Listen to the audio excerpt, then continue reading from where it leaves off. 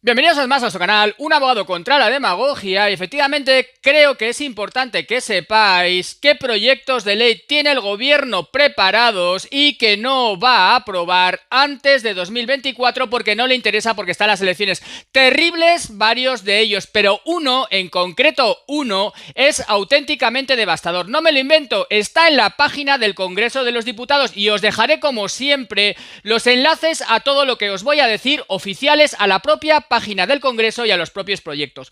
Uno, como digo, es tremendo, terrible, permite expropiaciones, permite prestaciones personales, corralitos, bueno, una auténtica barbaridad que está preparada para ser aprobada, pero que no se va a aprobar antes de 2024. ¡Vamos al vídeo!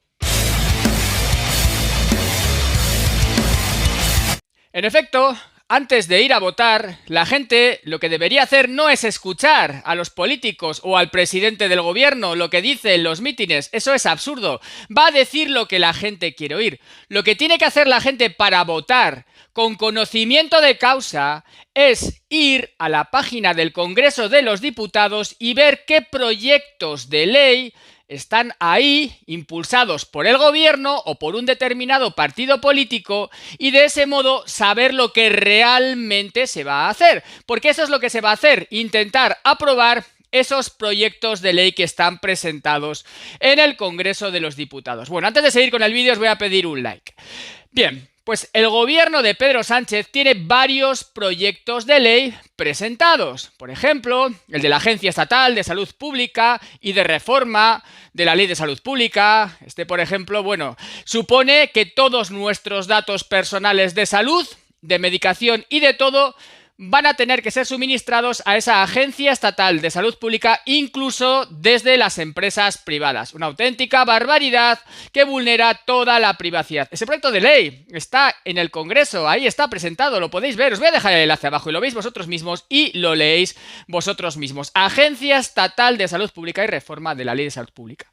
También la Ley de Movilidad Sostenible, que significa básicamente que para nosotros la movilidad sea prácticamente insostenible, incomodísima, que no nos movamos en la medida de lo posible, pero eso sí, los políticos con sus coches oficiales o Pedro Sánchez con el Falcon y con helicópteros como el Puma podrá moverse tranquilamente. Bueno, también os dejo abajo si queréis y lo leéis vosotros mismos, pero la peor de todas las leyes que vienen, y no se va a aprobar hasta 2024, o al menos se va a intentar, el proyecto de ley está presentado, es una ley que efectivamente permite desde las expropiaciones, a los corralitos, a las prestaciones personales, no me lo invento, os dejo abajo el proyecto de ley en la página del Congreso y además, como veis, hay muchos recortes de prensa que en su momento ya hablaron de ello, pero luego los mandaron que se callaran y se silenciaron. Salió y luego todo esto fue silenciado. ¡Qué curioso!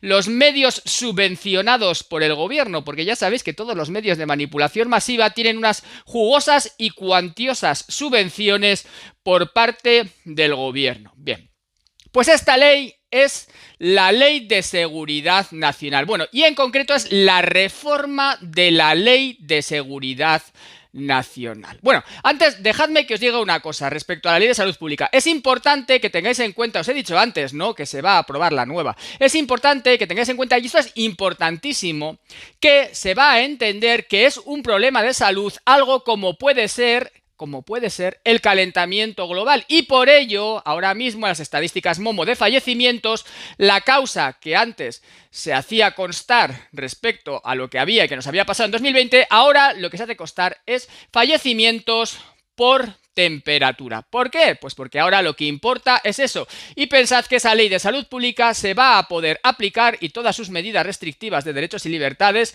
por problemas climáticos, porque se entiende que afecta a la salud. Y volvemos a la Ley de Seguridad Nacional, que es de la cual os quería hablar. Este proyecto de ley supone la posibilidad de la conculcación y la vulneración de todos los derechos y libertades fundamentales que el presidente del gobierno quiera en un momento determinado, en el cual él entienda que hay un riesgo para la seguridad nacional. No tiene por qué ser un problema de salud, eso podría ser.